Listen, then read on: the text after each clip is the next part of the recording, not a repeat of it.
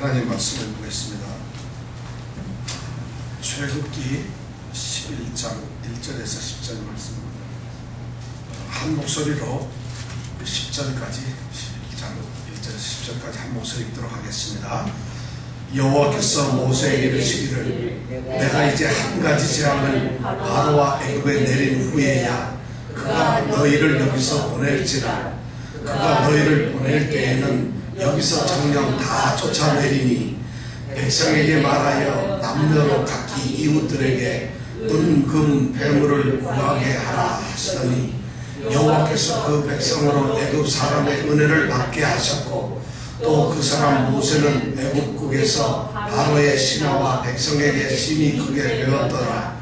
모세가 바로에게 이르되 여호와께서 이같이 말씀하시기를 밤중에 내가 애굽 가운데로 들어가리니 애굽 가운데 처음 난 것은 위에 앉은 바로의 장자로부터 맷돌 뒤에 있는 여종의 장자까지와 모든 생축에 처음 난 것이 죽을지라. 애굽 전국에 전무후무한 큰 곡성이 있으리라. 그러나 이스라엘 자손에게는 사람에게나 짐승에게나 개도 그 혀를 움직이지 않으리니 여호와가 애굽 사람과 이스라엘 사이에 구별하는 줄을 너희가 알리라 하셨나니 왕의 이 모든 신하가 내게 내려와서 내게 절하며 이르기를 너와 너를 쫓는 온 백성은 나가라 한 후에야 내가 나가리라 하고 심히 노하여 바로에게서 나오니라. 여호와께서 모세에게 이르시기를 바로가 너희를 듣지 아니할지라. 그러므로 내가 애굽 땅에서 나의 기사를 더하리라 하셨고 모세와 아론이 이 모든 기사를 바로 앞에서 행하였으나 여호와께서 바로의 마음을 강팍해 하셨으므로 그가 이스라엘 자손을 그 나라에서 보내지 아니하였더라. 그 다음 말씀을 읽겠습니다. 지금까지 읽은 말씀은 하나님께서 모세를 통해서 마지막 재앙을 이제 애굽 왕 바로에게 경고하는 내용이 11장입니다. 자, 그럼 경고를 하신 다음에 그럼 어떤 일이 일어났을까? 그 다음에 12장 29절에서 36절까지 말씀을 또 함께 읽겠습니다. 밤중에 여호와께서 애굽 땅에서 모든 처음 난 것 곧 위에 앉은 바로의 장자로부터 옥에 갇힌 사람의 장자까지와 생축에 처음 난 것을 다 치심해 그 밤에 바로와 그 모든 신하와 모든 애굽 사람이 일어나고 애굽에 큰 호곡이 있었으니 이는 그 나라에 사망치 아니한 집이 하나도 없었음이더라.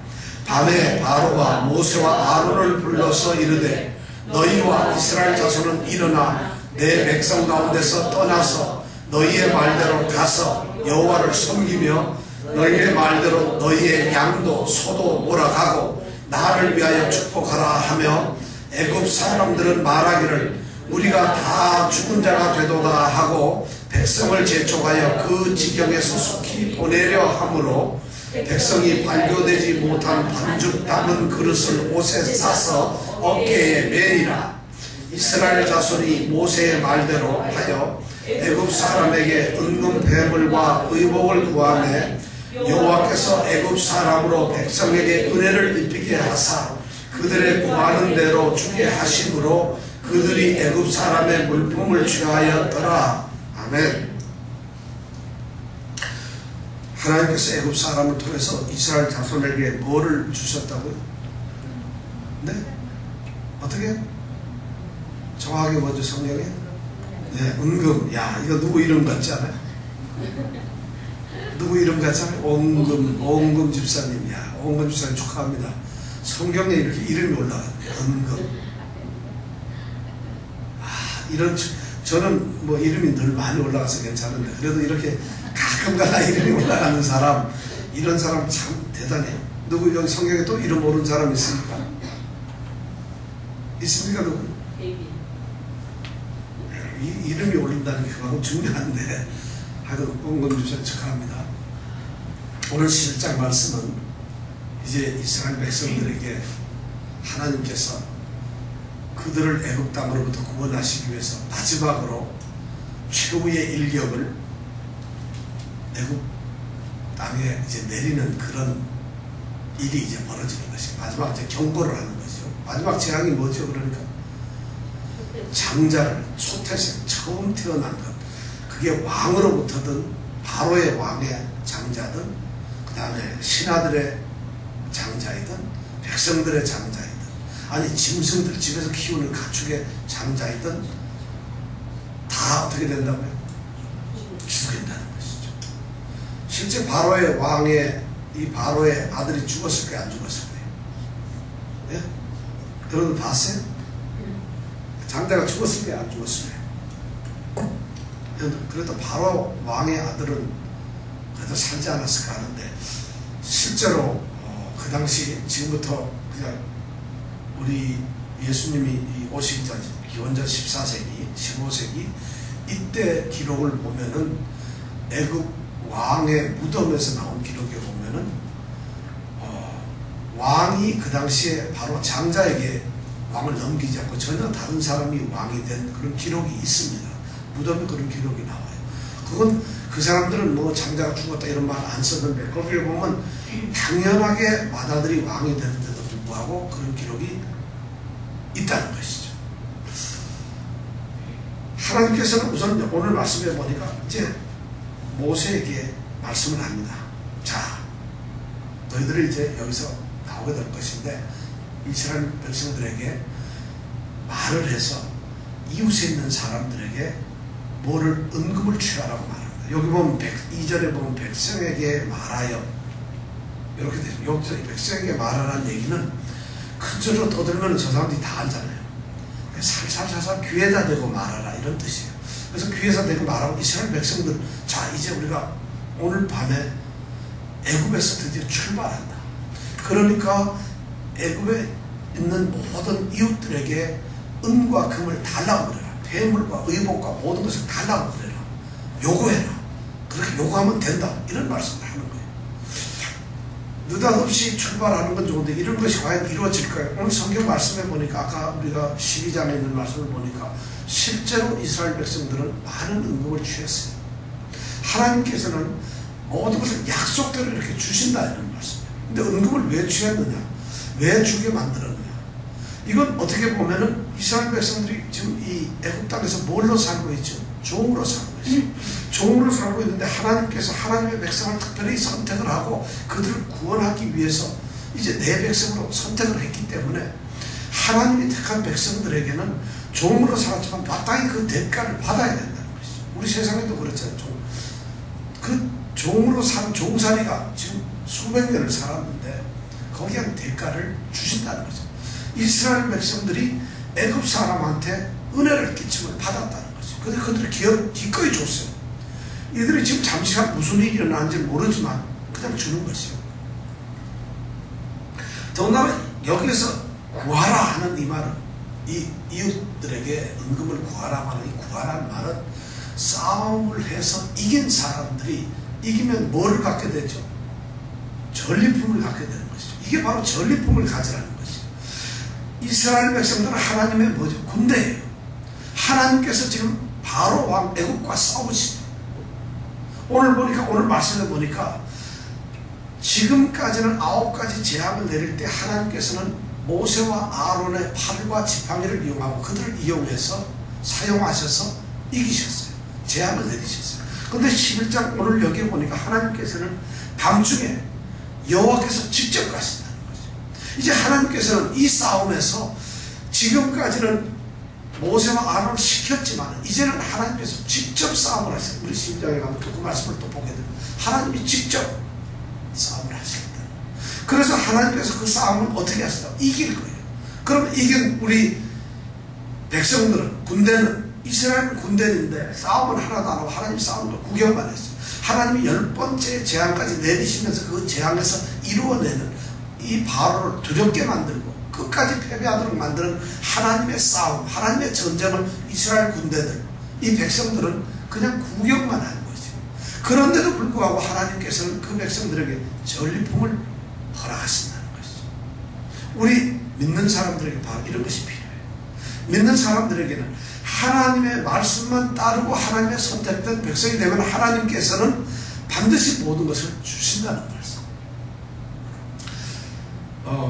이스라엘 백성들이 1967년인가요? 왜 이스라엘과 주변에 있는 아랍 연합군하고 싸워서 이긴 그 6.1 전쟁이라는 게 있죠.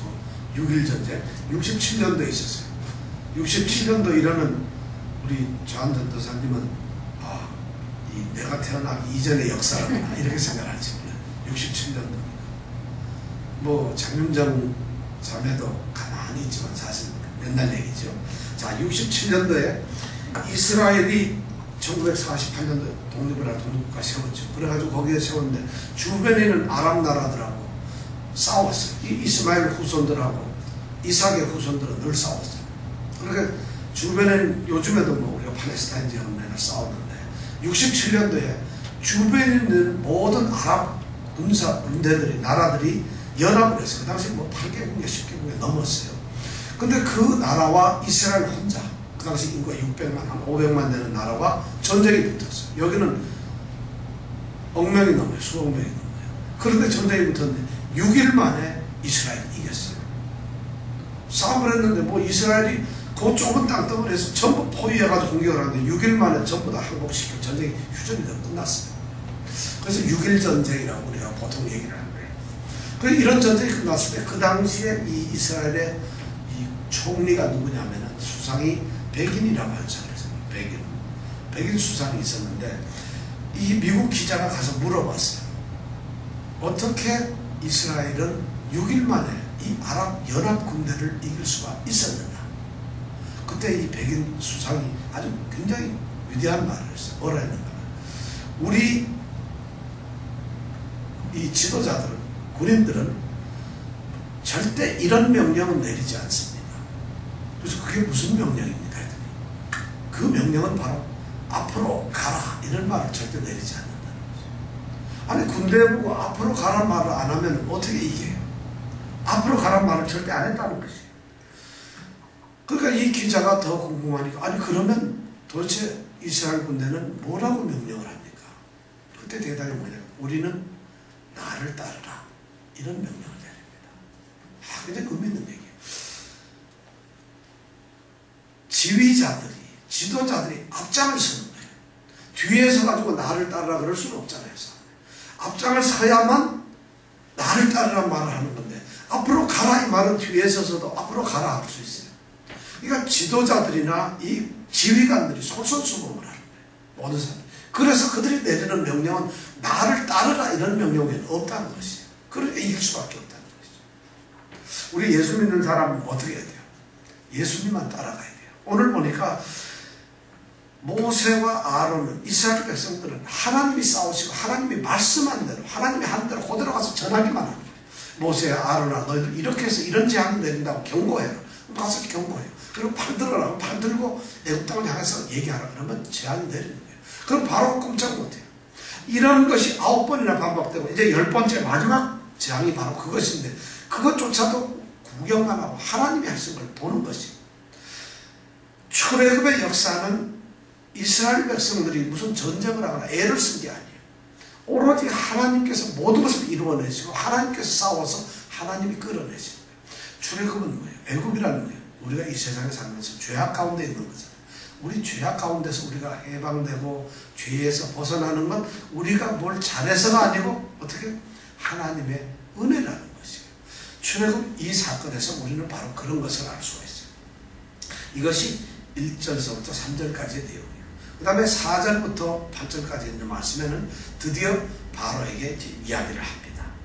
모든 장자들이 다 죽을 거라는 것이에요. 전부 다 여호와께서 치시겠다는 거예요.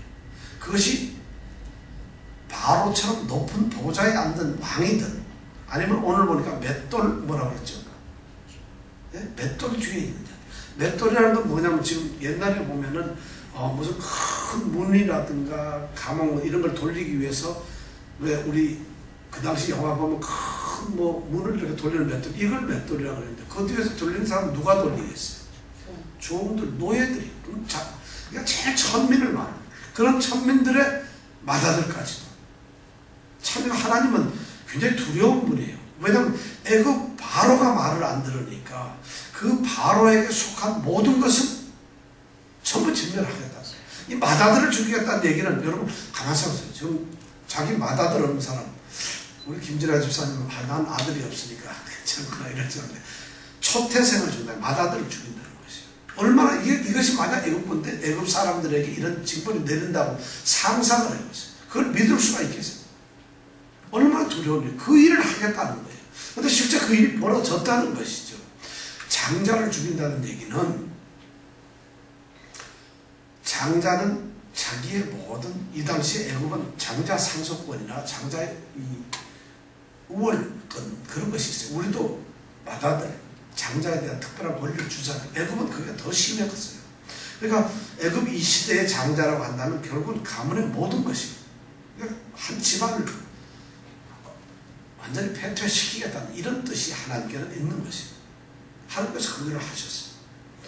그러니까 애굽에 있는 모든 사람들, 거기다가 짐승들까지 이런 경고를 받으면 여러분 어떻게 했어요?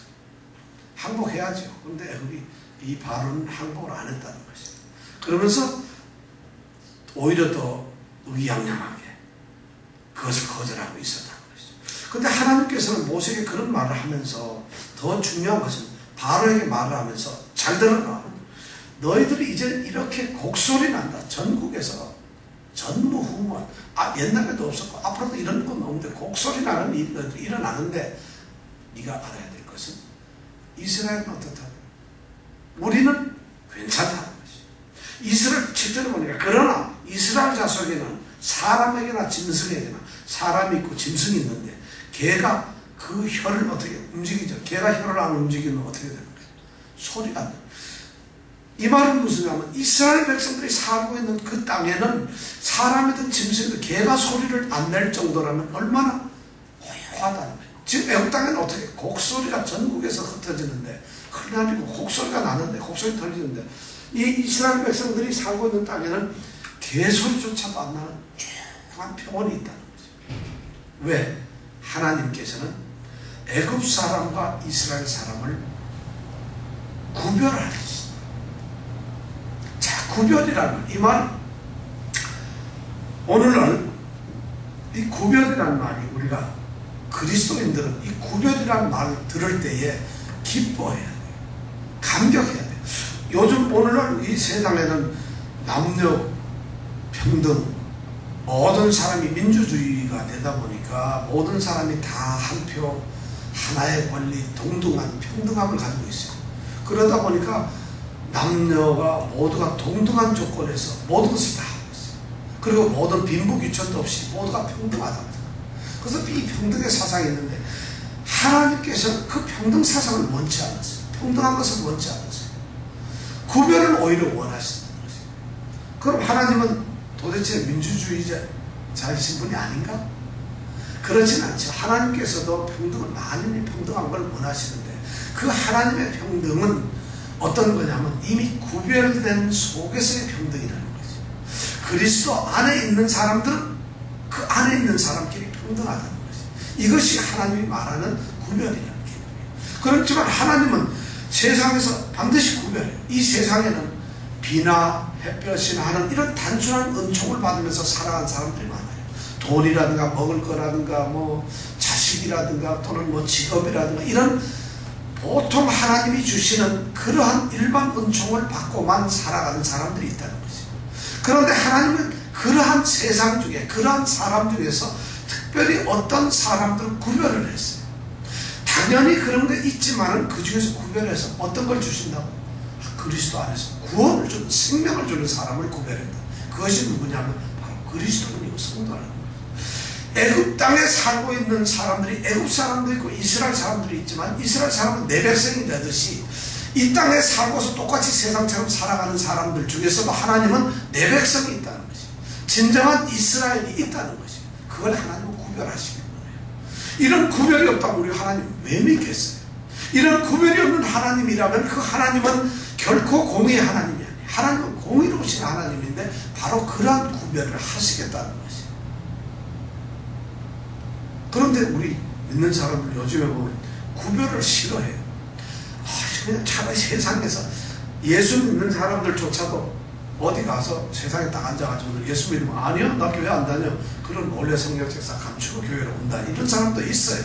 교회 다니는 것을 부끄러워하고 예수 믿는 걸 오히려 수치스럽게 하나님은 구별을 하신다는데 오히려 믿는 사람들이 구별을 안 해요. 이정근 집사님 구별하시나요? 스스로를? 세상에 나가서 일을 하거나 누구를 만날 때 나는 하나님께 소속된 하나님 나라의 백성입니다. 이걸 구별하냐는 거죠. 하나님은 정작 구별을 하려고 이정근 집사를 내가 여기다 구별해놨다 하는데도 본인은 구별 안 하네요. 이러고 들어간다. 이것이 오늘날 그리스도인의 모습이라는 것이에요. 안타깝죠. 우리는 왜 구별 안 되려고 그랬어요? 왜 자기 자신을 갖다가 하나님의 자녀로서 하나님 그리스도 예수 안에서 세상의 모든 것은 당연하지만 거기에다 구원까지 우리에게 주셨는데 왜 우리는 구별을 안 하려고 해요? 그리고 자꾸만 그쪽으로 들어가려고 오히려 그것이 더 좋다고 생각을 하고 있어요. 심각한 문제예요. 하나님께서 우리를 구별하시기 원하세요. 이 구별이라는 것이 바로 하나님의 뜻이에요. 그래서 하나님은 구별하셔가지고 구별한 사람에게 특별한 축복을 주세요. 이 구별한 사람을 공격하고 이 구별한 사람을 핍박하고 환난 준 사람한테 똑같은 그런 핍박을 주신다는 것이죠. 그 대신 핍박을 받은 구별된 사람들에게는 그 핍박으로부터 영원한 평강을 얻게 됩니다. 이것이 하나님께서 약속하십니다. 진짜 그랬는가? 그러니까 자 데살로니가 후서를 한번 찾아볼까요? 데살로니가 우리 1장을 한번 찾아볼까요? 데살로니가 후서 1장입니다.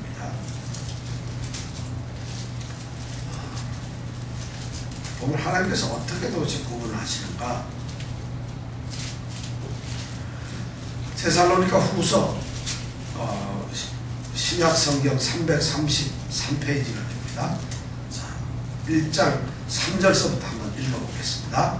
같이 한번 읽어봅니다. 시작. 형제들아 우리가 너희를 위하여 항상 하나님께 감사하지니 이것이 당연하면 너희 믿음이 더욱 자라고 너희가 다 각기 서로 사랑함이 풍성함이며 그리고 너희의 참는 모든 핍박과 환난 중에서 너희 인내와 믿음을 인하여 하나님의 여러 교회에서 우리가 친히 자랑함이라.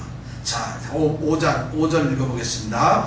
이는 하나님의 공의로운 심판의 표요 너희로 하여금 하나님 나라에 합당한 자로 여기심을 얻게 하려 함이니 그 나라를 위하여 너희가 또한 고난을 받느니라. 자 우리가 그 나라를 위해서 고난을 받아. 이것이 고난을 받는 것이 하나님의 합당한 공의라고 했어요. 공의로운 심판의 표라고 했어요. 도대체 그게 무슨냐? 하나님의 나라를 위해서 우리가 핍박을 받는 게 왜 하나님의 공의로운 표가 되고 심판이 되느냐? 6절에 그 해답을 나옵니다. 자 6절 같이 읽습니다. 시작. 너희로 환난 받게 하는 자들에게는 환난으로 갚으시고 어떻게?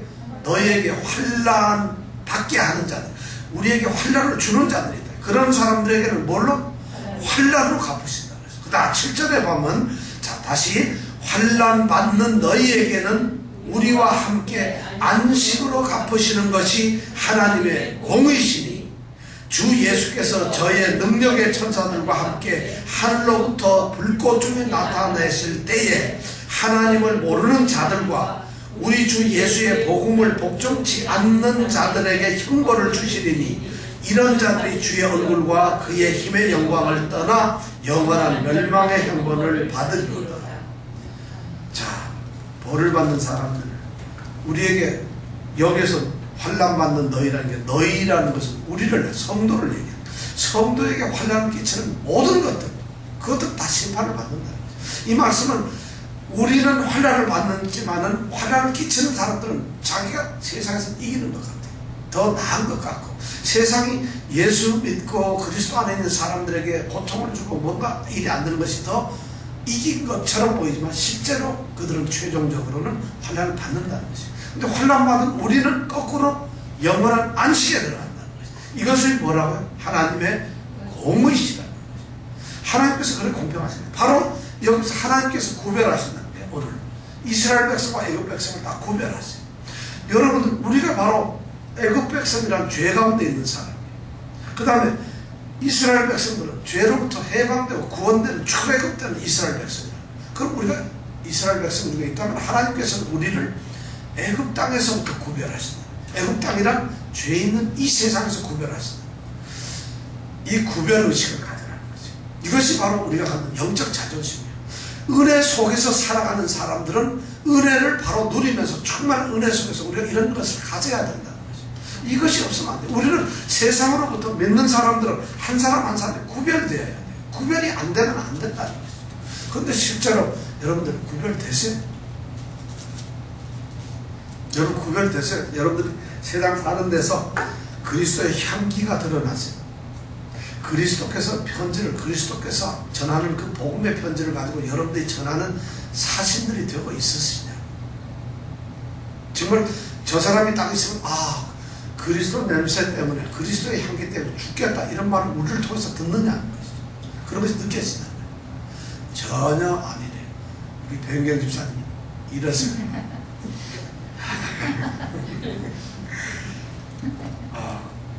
데이비드 브레이너드라고 하는 사람이 있어요. 데이비드 브레이너드라는 사람 혹시 아세요, 여러분? 이 사람은 29살 때 일찍 죽었어요. 지금부터 이 사람이 1740년대 사람이니까 굉장히 오래된 사람, 미국 사람은 여기 커네티컷에서 살았던 사람이에요. 근데 이 사람은 아버지가 시의원이었고 뭐 이렇게 대단한 사람이었는데 9살 때 아버지가 돌아가셨어요. 그리고 14살 때는 어머니가 죽었어요. 그래서 이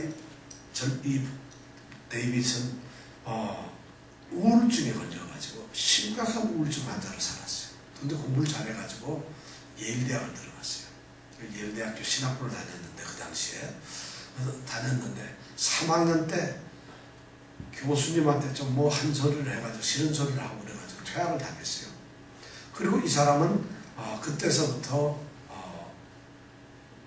열심히 자기들은 신앙생활하고 물론 이 사람이 21살 때 처음으로 하나님의 부르심을 받았는데 그 전까지는 예수를 안 믿었던 것 같아요. 그래서 신학교를 가고 거기서 이제 믿게 되었는데 예일대학을 나오면서 근데 예일대학교 3년 동안 그 폐결핵을 앓고 이 사람이 우울증에다 폐결핵까지 앓고 있는 이런 환자였는데 3년 동안 계속 수석을 했어요. 굉장히 공부를 잘했어요. 그런데 하여튼 학교에 그런 문제가 생겨서 쫓겨나게 되고 그리고는 그 사람이 인디안 선교를 하게 됩니다. 지금 우리 델라웨어 쪽에서 선교를 하게 됩니다. 거기서 인디안들이 사는 인디안 촌에 들어가서 전도를 하는데 그 전도가 대단해요. 말할 수 없어요. 우리가 그것을 어떻게 알 수 있느냐면 그 사람이 데이비드 브라이어드의 생애와 일기라고 하는 책을 조나단 에드워드 목사님이 쓰셨어요. 근데 그 일기책을 보면은 생애와 일기라고 하는 그 책을 보면은 그 사람의 신앙 고백이 절절히 나와요. 이 책이 어거스틴이 쓴 자별록 이후로 기독교의 최고의 고전이라는 이런 말을 해요. 이 데이비드 브라이너드라는 이 사람의 생애와 일기라는 그 책을 보면은 어떤 사람들이 이제 거기에서 도전을 받지 않는 사람이 없다고 그래요.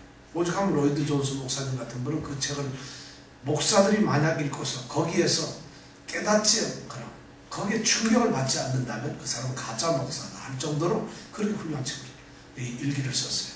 근데 이 사람이 그렇게 폐결핵을 앓고 있으면서도 이 원주민들, 이 인디언들 사이에 들어가서 직접 전도를 하고 그 당시 지금 1700년 전이 생각하죠. 위험도 하죠. 그런데 한 번은 인디언들한테 가서 이제 전도를 하는데 인디언들이 이 도끼를 들고 이 브라이어드가 이제 텐트를 치고 있는 거기를 몰래 봤어요. 그냥 한 몇 명이 왔죠. 죽이려고. 왜냐하면 백인이 들어왔는데 자기네 인디언들한테 왔으니까 저건 적이 아니에요. 그러니까 죽이려고. 그래서 와서 텐트 가를 핑 돌다가 아주 조용한 거예요. 그래서 이상하다 하고 텐트를 싹 열어보니까 혼자 앉아있는 거예요. 근데 한참 있다가 이 사람들이 도끼로 그 사람을 죽이는 것이 아니라 가만히 있더니 도끼를 살짝 내려놓고 전부 슬금슬금 가는 거예요. 그 후로부터는 이 인디언들이 데이비드 브라이어드만 보면은 반드시 공경을 하고 그 사람을 존경하는 거예요. 그 텐트 사건이 있고 나서. 그럼 도대체 그 텐트에서 무슨 일이 있었을까? 나중에 그 일기에서 보니까 인디언들이 고백을 하는데요. 그 텐트에서 이 데이비드 브라이어드가 기도를 하고 있어요. 조용히 기도를 하고 있는데 인디언들이 기도하는 모습이 너무 조용하니까 이제 열어봤겠죠. 근데 기도를 하고 있는 그 사람 이렇게 보고 있는데 그 사람 놀랍게도 그 사람 주변에 방울뱀 아주 이렇게 굵은 방울뱀이 칭칭 감고서 돌아다녀요. 그러니까 인디언들이 깜짝 놀랐을 거 아니에요. 그런데 이 데이빗은 그냥 그런 것을 의식하지 않고 기도를 하는 거죠. 기도를. 그런데 이 방울뱀이 한참 있더니만 돌더니 나가더라는 거지. 인디언들이 그걸 보고 이런 신이로구나. 뱀이 이럴 정도면 그 장면을 보고서 인디언들은 데이빗을 그렇게 좋아했다. 실제로 그 일기에 보면 데이빗이 아주 추운 겨울날에 얼음이 어는 그 눈덩이에서 기도를 합니다. 그럼 생각해보세요. 이 우울증 환자에다가 결핵까지 앓고 있는 그런 이 24살의 이 청년이 그 눈밭에 아무도 없는 데서 거기서 기도를 합니다. 그러면 눈이 그 앉은 자리에서 탁 녹을 정도로 아주 뜨겁게 하루 종일 막 몇 시간씩 기도를 합니다. 이것이 일기에 다 나와 있어요. 굉장히 영성이 뜨거웠던 사람. 근데 이 사람이 이제 마지막에는 조나단 에드워드 그 목사님이 이 뉴저지 대학교, 그러니까 지금으로 말하는 프린스턴 대학 전신이죠. 옛날 이름이죠. 거기에 이제 총장을 할 때, 그때 이제 그 집에서 마지막 죽기 5개월 전에 그 집에 있었어요. 그 집에서 있다가 죽게 됩니다. 29살 때 죽게 되고. 그러니까 조나단 에드워드 목사님은 그 데이비드에 대해서 특별한 관심을 갖고 그래서 그 책을 쓰게 됩니다. 그 데이비드 브라이언드의 생애와 일기라는 책의 저자가 바로 조나단 에드워드 목사님이세요. 그리고 그 책이 그렇게. 근데 그 에드워드의 딸이 17살짜리가 있었는데 둘이 아마 거기서 좋아했던 것 같아요. 그래서 데이비드가 죽고 나서 그 다음에 이 17살짜리가 또 죽습니다. 그래서 그들은 이 조나단 에드워드 목사님은 그 데이빗을 자기의 사위처럼 생각하고 그렇게 갖고 왔다 그래요. 뭐 그런 얘기가 전해집니다. 우리가 이런 얘기, 내가 이 데이빗 얘기를 이런 말씀을 여러분들 들은 이유는 예수를 믿는 사람은 뭔가 달라야 된다는 것이에요. 데이빗 브라이언드가 기도를 할 때 방울뱀이 있어요. 그런데 그 사람이 뭐 방울뱀이 있었는지 없었는지 모르고 기도를 했을 수도 있는 거고, 아니면 있는 걸 알면서도 죽으면 죽으리라 기도했는지도 모르지만 하여튼 기도를 하고 있었어요. 그런데 하나님께서 그거가 구별을 해주시고 뭔가 다르다고 알려주시고, 그러니까 인디언들이 도끼는 죽이려고, 백인이니까 이걸 원수지가 죽이려고 왔다가 그리고는 오히려 주장을 해서 그것이 복음의 길로 인디언 전도에 오히려 역할을 하게 된다는 거죠. 인디언들이 너무 좋아하게 되니까. 오늘 하나님 말씀이 바로 이런 것이 하나님이 구별을 하시겠다는 거죠. 우리 믿는 사람도 구별하시겠다. 오늘 여러분들이 정말 이 땅에서 믿으면서 구별되시는 거예요. 어느 한 사람도 구별이 안 돼서 안 돼요. 우리는 믿음의 신앙으로서 구별된다니까. 제가 말씀드리는 이 구별이라는 거, 오늘 하나님께서 말씀하는 구별은 주일날이니까 성경책 가지고 예배당에 간다. 딴 사람들은 극장에 가고 뭐 어디 시장에 가고 쇼핑을 가는데 우리는 예배당에 갔다. 이런 구별을 얘기하는 게 아니에요. 그렇게 유치한 구별을 하나님이 지금 말씀하시는 게 아니에요. 그런 피상적인 구별이 아니라 하나님께서는 그의 생명과 삶을 완전히 구별하신다는 거예요. 이스라엘과 애굽인들이 똑같이 있지만은 이제 이 초태생의 모든 장자들은 애굽 사람들은 다 죽어버려요. 그러나 이스라엘 사람들은 아무도 죽지 않는다. 이것이 하나님의 손이 이제 그들을 치게 되는 것을 우리가 다음 주에 생각할 겁니다. 12장에서 그 말씀을 우리가 드려야 될 텐데, 이렇게 하나님은 구별하신다. 구별을 하신다. 그럼 하나님께서 축복의 손을 가지고 세상에 만약 내리신다고 그 팔을 펴셨을 때 그 축복의 팔 속에 들어갈 사람들은 누구겠어요? 우리 아니겠어요? 그죠? 하나님이 만약 징계를 내리거나 벌을 어디 저주를 한다면 누구에게 가겠어요? 그것이 당연히 구별되는 것이에요. 하나님의 인도가 된다면 누구에게 인도가 되겠어요? 하나님이 사랑을 쏟으자면 누구에게 쏟겠어요? 하나님의 인자한 긍휼의 마음은 누구에게 가겠느냐는 거죠. 그것이 바로 우리에게라는 것이죠. 누구? 이스라엘인 우리에게라는 것이죠. 그런데 문제는 이스라엘이 아니면 어떻게 되느냐? 이스라엘이 아니면 이런 것이 오지 않는다는 것이죠. 우리 믿음의 삶을 사는 사람, 믿음 생활한다. 이 말은 하나님의 은혜 속에서 산다는 말이에요. 믿음 속에서 산다, 믿음 생활 열심히 합니다. 이거는 그냥 교회 가기 싫은데 억지로 가서 지겨워 죽겠구나. 금요일인데 오늘 날도 추운데 교회 가야 되나? 지겨운데. 이런 것은 은혜가 아닙니다, 사실. 그렇죠? 그리고 교회 생활, 신앙생활, 말씀을 읽는 게 잠이야 피곤한데 성경 왜 읽어? 이런 것은 은혜가 아니에요.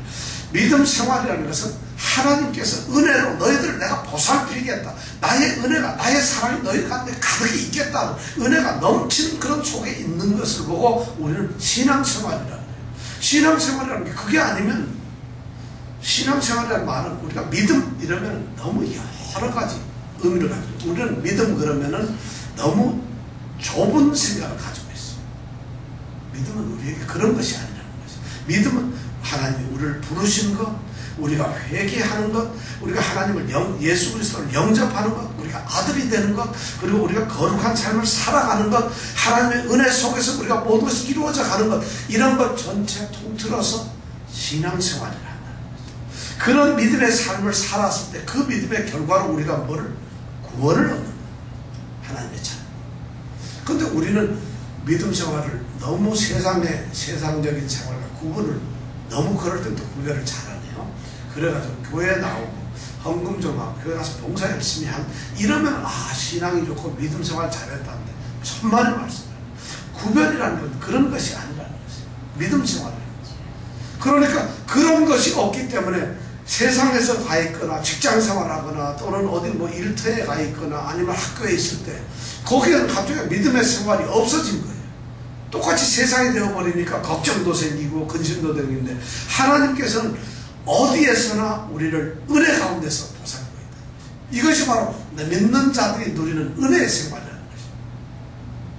그래서 그런 구별의식을 갖는 사람들이 진정한 하나님의 백성이라는 것이에요. 여러분 그런 구별의식 하나님께서 그렇게 하시겠다고 오늘 말씀했어요. 애굽 땅에 있지만은 너희들 장자는 죽지 않는다는 것이에요. 너희들 장자는 아무렇지도 않아. 너희에게는 사람이나 짐승에게 개가 그 혀로 소리도 내질 않는다는 것이에요. 그렇게 평강이 있다는 것이에요. 어떻게 그것이 가능하겠어요? 하나님의 이 구별 때문에 그런 것이에요. 이것이 하나님의 섭리. 하나님은 이렇게 구별로서 우리를 지킨다는 것이에요. 인상을 펴서 기뻐하면 하세요. 그리고 우리 삶에서 기쁨이 있어야 돼요.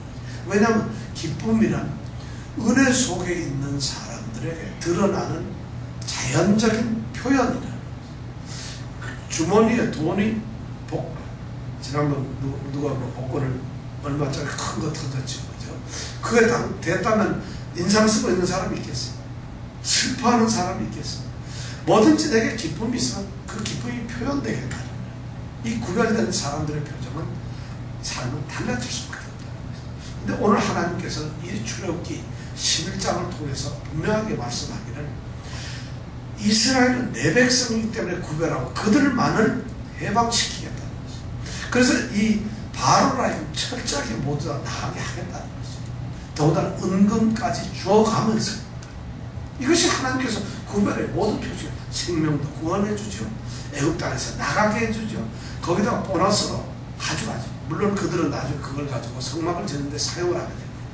이것이 모두 하나님께서 구별하는 모습이라는 거죠. 이 구별의 모습이 우리에게도 있어야 된다. 그러려면 우리가 먼저 구별된 자의 모습을 가져야 되지 않겠어요? 우리 모든 성도들이 그런 일이 있기를 원합니다. 그런 축복을 우리가 갖기를 원합니다.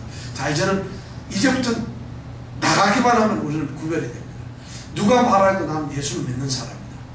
도둑질 하면서 나 예수 믿는데 이러는 사람은 있을 수가 없잖아요. 싸움하면서 야 임마 나 예수 믿어 까불지 마 이러고 할 수는 없잖아요. 예수 믿는 사람들은 구별된 모습과 구별된 삶을 살아야 된다는 것이죠. 이런 것을 하나님께서는 구별하신다고 했습니다. 이제 출애굽의 마지막 재앙은 바로 이 하나님의 구별을 드러내는 모습이에요. 위대한 하나님의 섭리가 하나님이 사랑하는 백성들에게는 어떻게 하시고 그들을 핍박하는 자들에게는 어떻게 하신다는 구별이 바로 마지막 재앙입니다. 이 일격을 통해서 하나님께서 모든 성들을 드러내실 거라는 것이죠. 오늘 저는 이 말씀을 통해서 우리 사랑하는 모든 성도들이 하나님의 구별 속에서 은혜 가운데서 축복을 누리시기 축원합니다. 아멘. 자, 우리 함께 기도합니다. 출애굽의 위대한 역사 마지막 재앙에 숨어있는 이런 위대한 하나님의 섭리가 바로 구별이라는 것이죠. 하나님께서는 창세전에 이미 우리를 따로 선택을 해놓고 뽑아 놓으셨어요. 미리 아셨어요. 그리고 미리 아신 자들을 하나님은 예정을 해두셨고 그 예정한 자들을 선택하셨고 선택한 자들을 하나님께서는 부르셨어요. 바로 우리가 그 부름을 받고 예수 앞으로 온 사람들이에요. 누가 전도를 했든 어떻든 우리는 예수를 영접하고 예수의 사람으로 되었다는 것이죠. 이 구별의 축복 속에서 살기를 원합니다. 정말 이 구별의 이것이 얼마나 큰 감격인가를 우리가 깨닫기를 원합니다.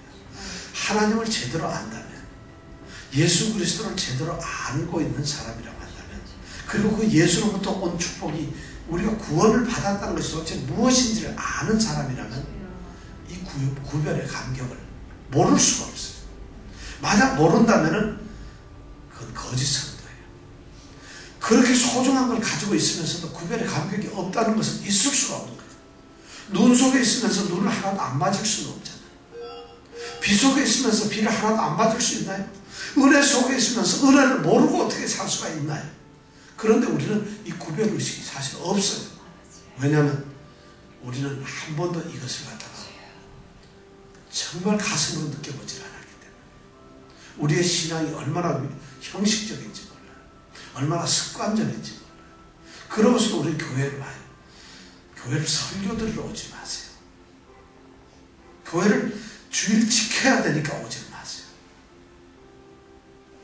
그것은 하나님께서 원하시는 구별의 삶이 아닙니다. 더 큰 것은, 그래서 주일이 예배가 감격스러워져요. 하나님을 만나는 것이 막 설렘이 있어야 되고 두렵고 떨림이 있어야 된다는 것이죠. 그것이 바로 하나님께서 구별하시는 거예요. 이제 이스라엘 백성들이 그 밤에 하나님께서 밤중에 직접 이스라엘 땅에 들어오실 때, 가운데로 들어오실 때, 애굽 가운데로 들어오실 때에 애굽 사람들은 두려워서 하지만 이스라엘 백성들은 전혀 다른 두려움을 가질 거라는 것이. 하나님께서 우리를 이렇게 지키시고 보호하는구나. 하나님께서 우리만 특별히 구별하시는구나. 이 두려움이 우리에게 있어야 된다는 것이. 그것이 바로 믿음의 깊이와 비례합니다. 그것이 믿음의 생활과 똑같아진다는 것이죠. 오늘날 교회에 이런 구별된 믿음을 가진 사람들, 여러분들 눈으로 발견할 수 있나요? 얼마나 많은 사람들이 그런 사람들이 있나요? 뭐가 교회가 어떻게 구별되고 있나요? 세상으로부터. 오늘 그런 문제를 한번 생각하면서 예수님 사랑합니다. 정말 예수께서 하나님께서 나를 구별하셨군요. 이제 우리도 구별된 그런 성도의 모습으로 살겠습니다 하는 결단의 시간을 우리 함께 기도하겠습니다.